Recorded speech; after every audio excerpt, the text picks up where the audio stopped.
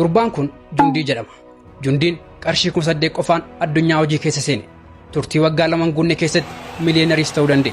Barnoota isaa 18ffaatti addaan kute. Egaa Jundiin maal hojjetee hanga kana milkaa'uu danda'e? Muuxannoo Jundii waliin aqooddan. Egaa Jundii Yusuf bara 1994 Oromiyaa Bahaa keessatti dhalate. Akkuma inni dhalateenis osoo hin turin abbaa faatisaa walii kan. Jundiinis armee isaa biratti kutaa barnootaa hanga kutaa 3tti erga barateen booda jireenyitti cimnaan barnoota isaa addaan kutuudhaaf dirqame. Abbaa isaa bira deemuunis abbaa isaa hojii qonnaa gargaaraa jiraachuutti fufe. Waggootaafis barnoota isaa addaan kutee hojii qonnaa erga hojjeteen booda mana barnootaatti deebi'ee hanga kutaa 8ttis barachuu danda'e. Garuu ammas haalli jireenyaa waan itti ulfaateef kanaa ol barachuu hin dandeenye. Addunyaa barnootaa keessaa ba'ee hojii biraa hojjechuudhaafis murteesse. Sana booda gargaaraa konkolaachisaa ta'ee ji'oota muraasaaf erga hojjeteen booda eeyyama konkolaachisummaa abbaan isaa baafnaan konkolaachisaa ta'ees hojjechuu eegale. Waggoota 4fis konkolaachisaa ta'ee erga hojjeteen booda jijjiirama waan ofirratti dhabeef hojii konkolaachistummaas addaan kutuudhaaf murteesse.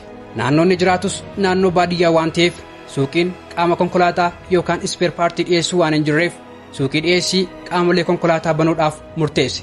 Garuu Jundiin qarshii 8,000 qofa waan of harkaa qabuuf qarshiin 8,000 kun immoo suuqii dhiyeessii qaamolee konkolaataa banuudhaaf waan yaadamu miti. Kanaaf Jundiin hiriyoota isaa faana mari'achuudhaaf dirqame. Hiriyoonni isaas itti kolfan. Hiriyoonni isaas qarshii 8,000tiin hojii kana jalqabuun hin danda'amu, hojii biraa jalqabi jedhanii isa gorsan. Jundiin garuu isaan dhaga'uudhaaf fedha hin qabaanne. Kutannoodhaanis hojichatti galuu murteesse. Gara magaalaa Finfinnees dhufee qarshii 8,000 harkaa qabuun mi'oota muraasa bitee warra mi'arraa bituun immoo kaartoonii duwwaa naaf kennaa jechuudhaan isaan kadhatee kaartoonii duwwaadhaaf mi'oota muraasa bitee fuudhee bakka jireenya isaatti deebi'e. Jundiin yeroo konkolaachisaa turetti mana xiqqoo ijaarratee waan tureef mi'oota muraasa Finfinneerraa bitee mana sana keessa naqe.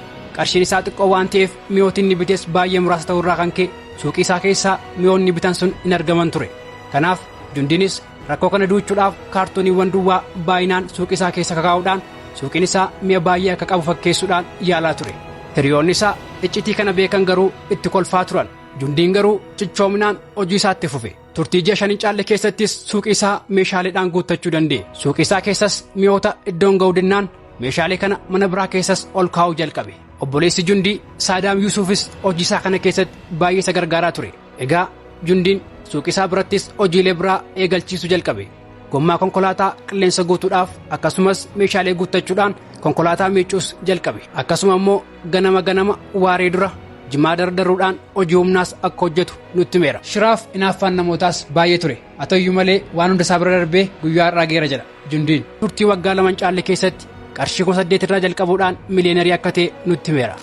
Egaa walumaa galatti dhiyeessii meeshaalee Jundii argachuu warri barbaaddan akkasumas immoo muuxannoo isaa kana caalmaatti hirmaachuu warri barbaaddan bilbila iskiriinirra jiru kanaan bilbiltanii fi argachuu dandeessu. Galatoomaa.